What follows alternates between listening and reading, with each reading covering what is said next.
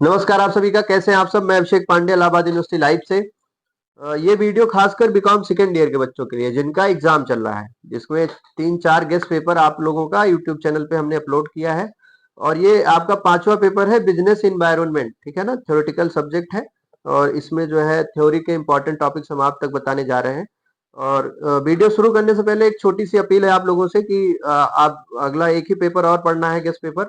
तो इसके बाद हमारी आपकी मुलाकात अगले साल होगी, नेक्स्ट ईयर या फिर रिजल्ट के टाइम पे। तो चैनल को सब्सक्राइब कर दीजिएगा और बाकी वीडियो को अपने दोस्तों तक शेयर भी कर दीजिएगा। ठीक है।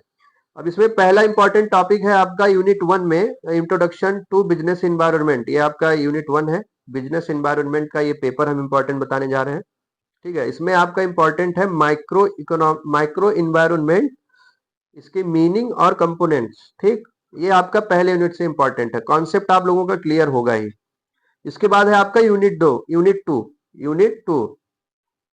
टू में है इकोनॉमिक इन्वायरमेंट, जिसमें न्यू इंडस्ट्रियल पॉलिसी में आपका इंपॉर्टेंट है की प्रोविजंस और इम्पैक्ट ऑन बिजनेस। की प्रोविजंस और इम्पैक्ट ऑन बिजनेस। ठीक। इसके बाद है आपका दूसरा पॉइंट फॉरेन ट्रेड पॉलिसी, ये पूरा इंपॉर्टेंट है। फिर है मॉनेटरी पॉलिसी। ये आना मतलब मॉनेटरी पॉलिसी अगर बच्चे पढ़े होंगे तो उनको पता होगा, मॉनेटरी पॉलिसी इंपॉर्टेंट टॉपिक है। ये मेरे बिना बताए आपको पता होगा। ठीक है। इसके बाद है आपका इंस्ट्रूमेंट ऑफ मॉनेटरी पॉलिसी। ठीक है, मतलब मॉनेटरी पॉलिसी पूरा तैयार करना है, उसके इंस्ट्रूमेंट्स पूरा देखना है। फिर हम आते हैं यूनिट 3 पे आपका इंपॉर्टेंट है सोशल एंड पॉलिटिकल इन्वायरमेंट। ये है यूनिट 3। इसमें इंपॉर्टेंट है आपका कंज्यूमर प्रोटेक्शन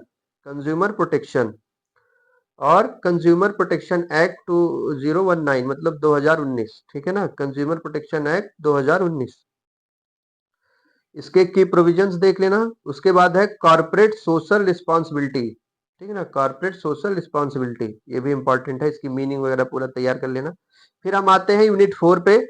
यूनिट 4 है आपका लीगल इन्वायरमेंट। ठीक है ना, जिसमें आपका रेगुलेटरी अथॉरिटीज में से telecom regulatory authority of India और रेगुलेटरी एंड डेवलपमेंट अथॉरिटी।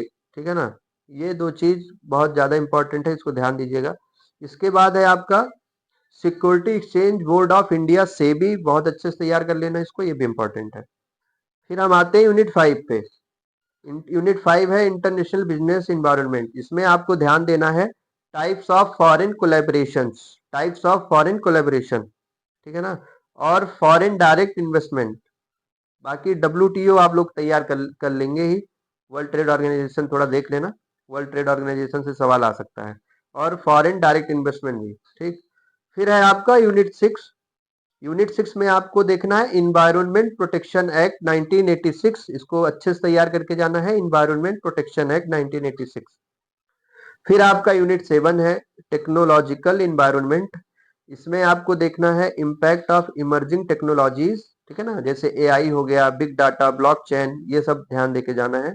और business model, impact of emerging technologies on business model, ये आपको ध्यान दे देना। यूनिट 7 ये आपका पूरा इंपॉर्टेंट टॉपिक हो गया बिजनेस एनवायरनमेंट का। और हमारी बहुत बहुत शुभकामनाएं हैं आपको एग्जाम के लिए। धन्यवाद।